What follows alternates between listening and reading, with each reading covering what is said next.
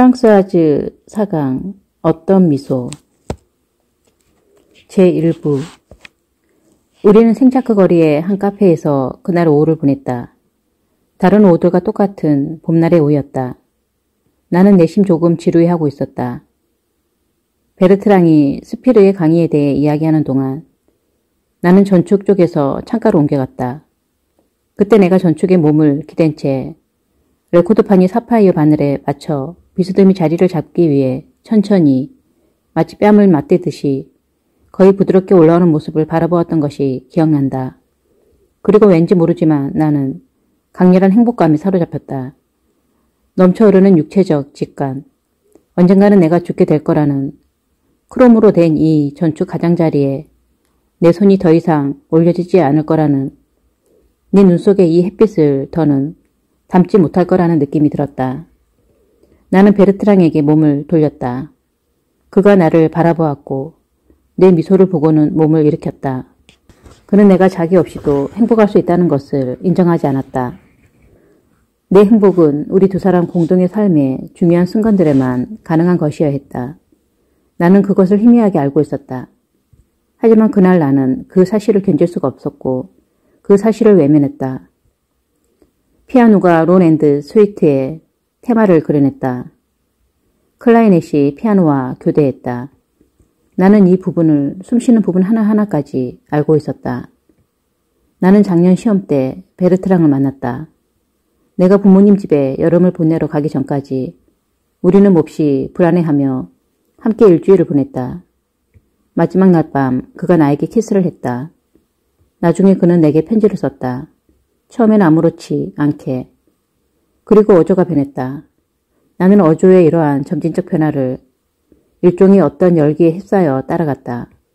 그건 그가 이렇게 썼을 때였다. 나는 이런 고백이 우스꽝스럽다고 생각해. 하지만 내가 너를 사랑하는 것 같아. 나 역시 그에게 똑같은 어조로 그리고 거짓 없이 대답할 수 있었다. 그런 고백은 우스꽝스러워. 하지만 나도 너를 사랑해. 이 대답은 자연스럽게 내게서 흘러나왔다. 차라리 음성학 쪽으로 튀어나왔다고 보는 게 맞을 것이다. 요 가장자리에 있는 내 부모님의 저택에는 기분 전환거리가 별로 없었다. 나는 강둑으로 내려가 수면에서 일렁거리는 노란 물풀 무더기를 잠시 바라보았다. 그런 다음 달아서 매끈매끈해진 조그만 돌멩이 몇 개로 물수제 빗뜨기를 했다.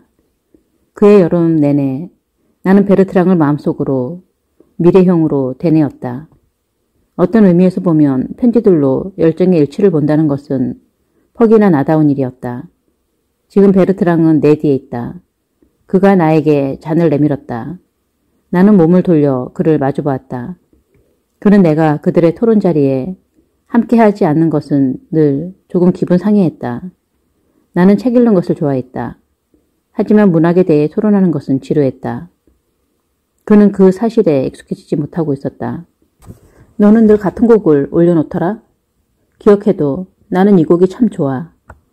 그가 말했다. 마지막 말을 할 때 그의 목소리는 밋밋했다.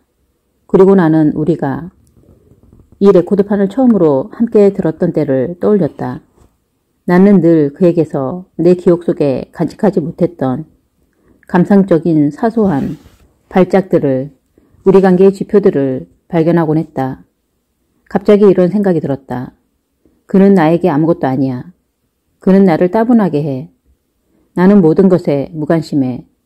나는 아무것도 아니야. 아무것도 완전히 아무것도 아니야.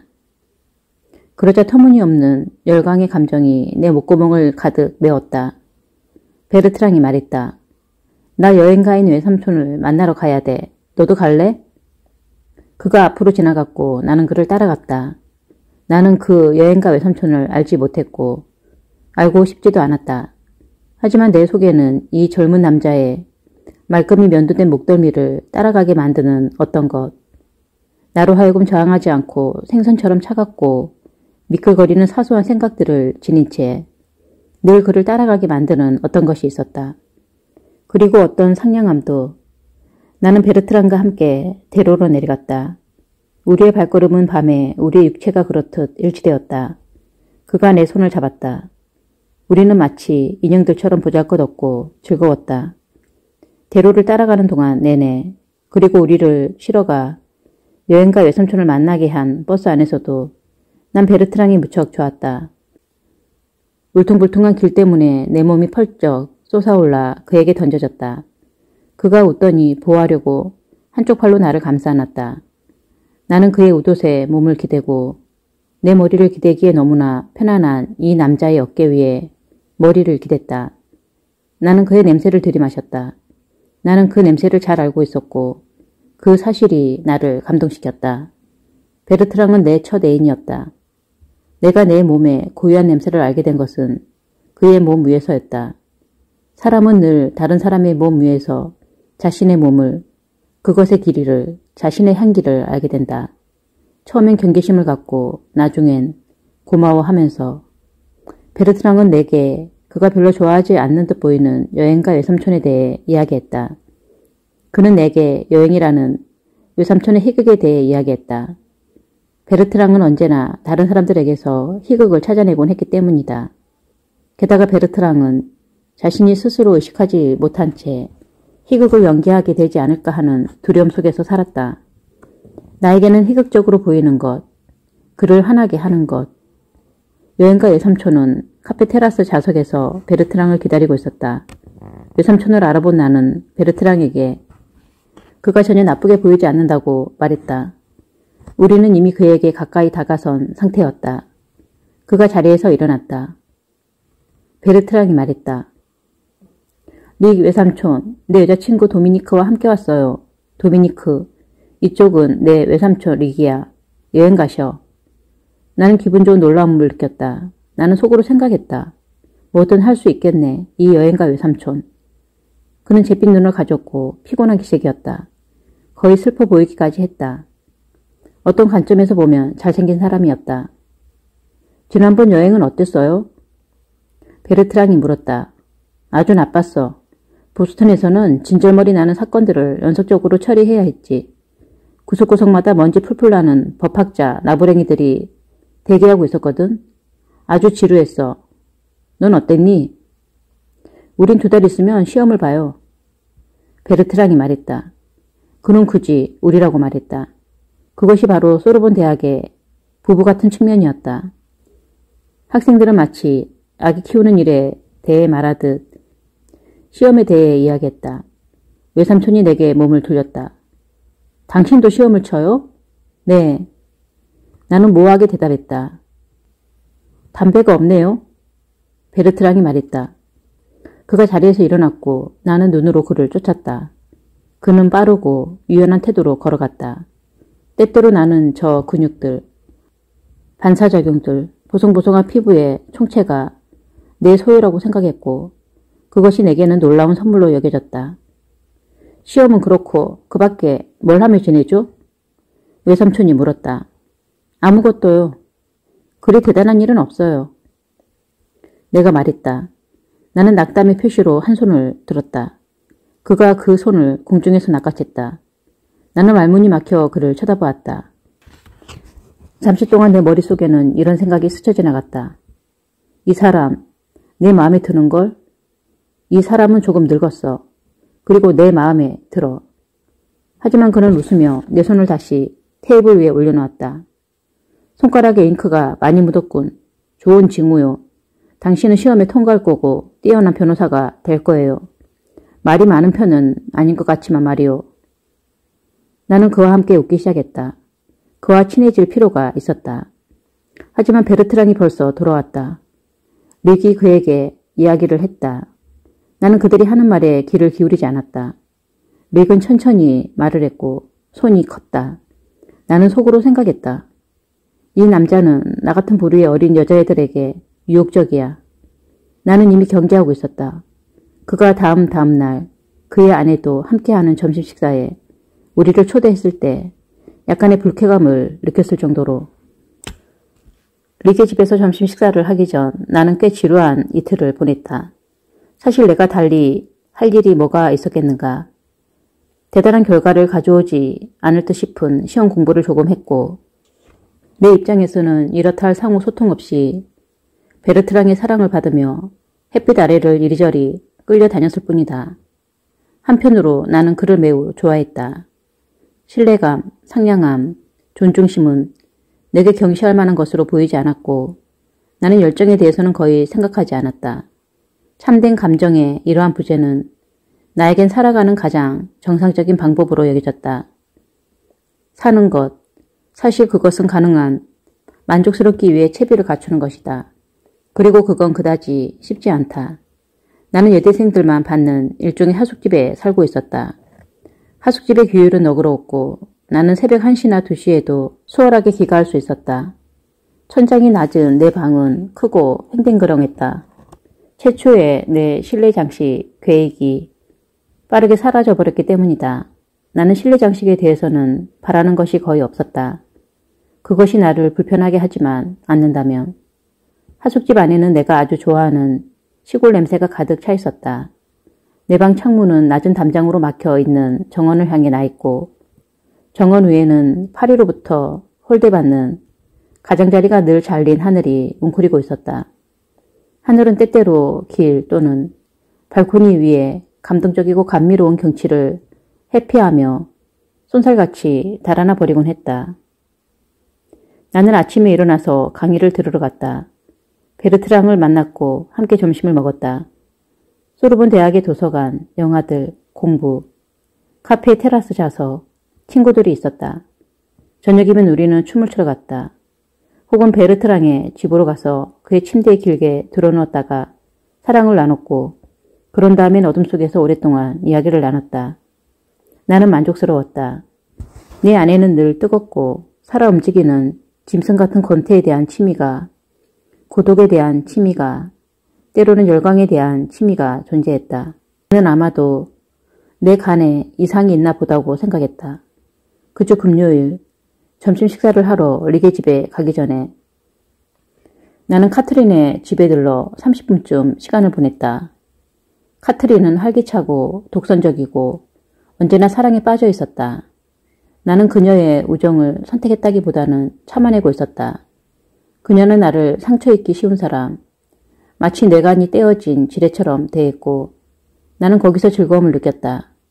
심지어 그녀가 신기하게 보이는 때도 자주 있었다. 나의 무심함은 카트린이 보기에 시적인 것이 되어버렸다.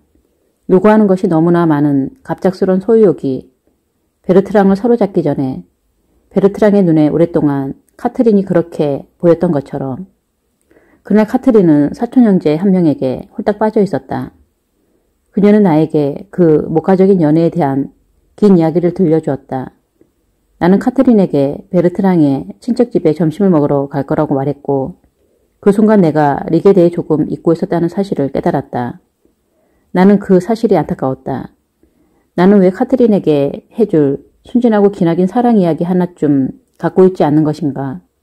그러나 카트린은 그 사실에 대해 놀라지도 않았다. 그 정도로 우리는 상호간의 역할에 이미 익숙해 있었던 것이다. 그녀는 이야기하고 나는 듣고 그녀는 충고하고 나는 듣는 둥 마는 둥 하고 이 방문은 나를 의기소침하게 만들었다. 나는 큰 감흥 없이 릭의 집으로 갔다. 심지어 겁도 났다. 이야기를 하고 싹싹하게 굴고 즐기고 있는 것처럼 보여야 할 테니까. 나는 혼자서 점심을 먹고 싶었다. 두 손으로 머스터드 소스 그릇을 들고 요리조리 돌리고 싶었다. 멍하게 있고 싶었다. 멍하게, 완전히 멍하게. 릭의 집에 도착해보니 베르트랑은 벌써 와 있었다. 그가 나를 외숙모에게 소개했다. 그녀는 아주 선한 사람이 지니는 환한 분위기를 풍겼고 얼굴도 아주 예뻤다. 키가 크고 조금 통통한 편이었으며 금발이었다. 어쨌든 미인이었다. 그리고 공격적인 데가 없었다. 나는 생각했다. 이 여자는 많은 남자가 소유하고 싶어하고 곁에 두고 싶어하는 여자, 남자들을 행복하게 해주는 여자, 온순한 부류의 여자라고. 나는 온순한 여자일까? 그건 베르트랑에게 물어봐야 할 터였다. 물론 나는 그의 손을 잡았고 큰 소리로 고함을 치지도 않았고 그의 머리칼을 쓰다듬어 주기도 했다.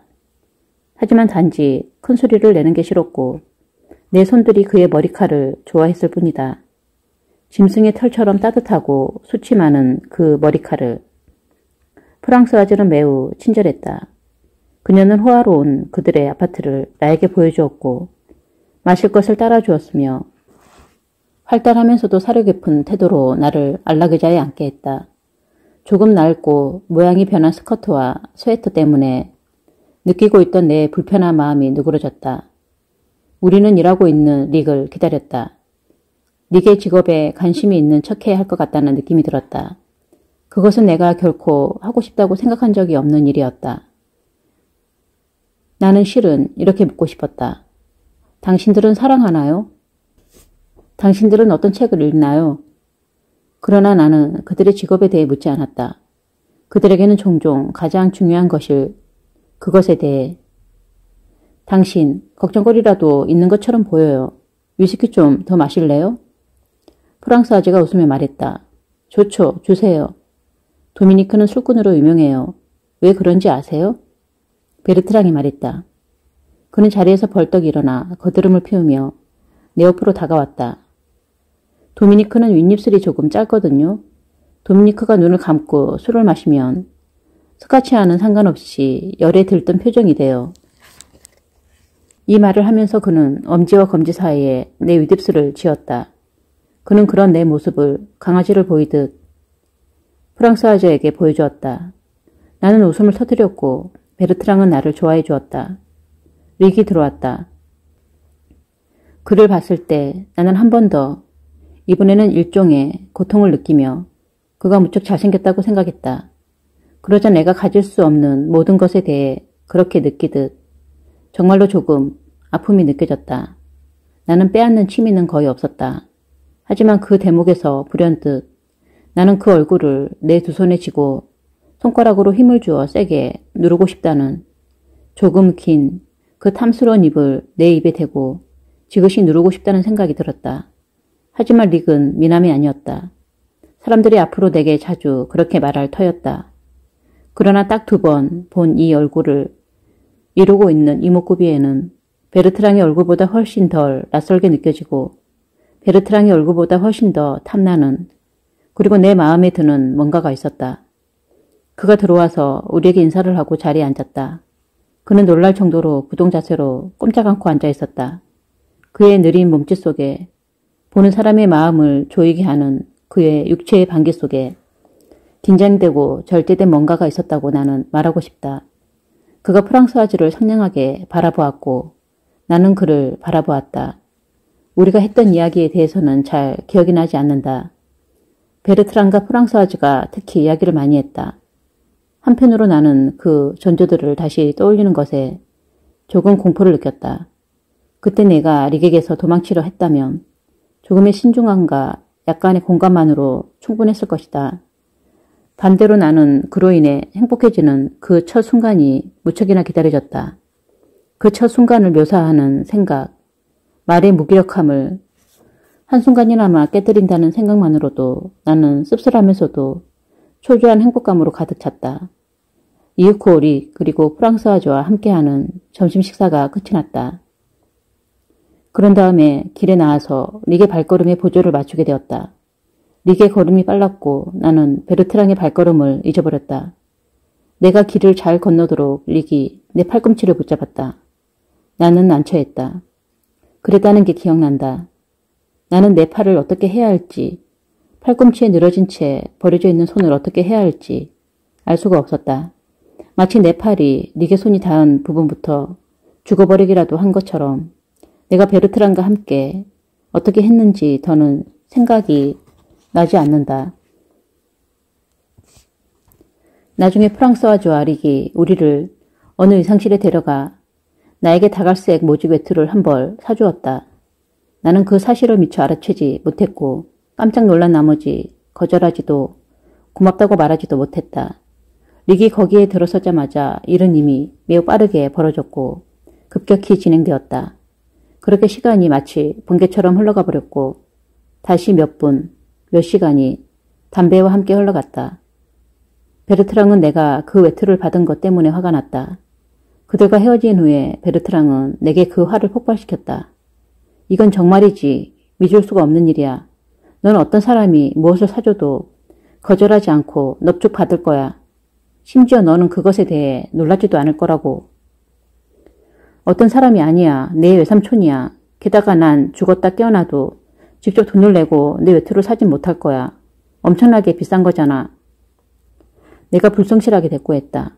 내 생각에 넌 그게 없어도 사는데 아무 지장이 없어. 그가 한 이 마지막 말은 내게 조금 충격이었다. 지난 2시간 동안 나에게 완벽하게 잘 어울리는 이 외투에 익숙해 있었기 때문이다. 내게는 베르트랑의 이해력을 벗어나는 일종의 논리가 있었다.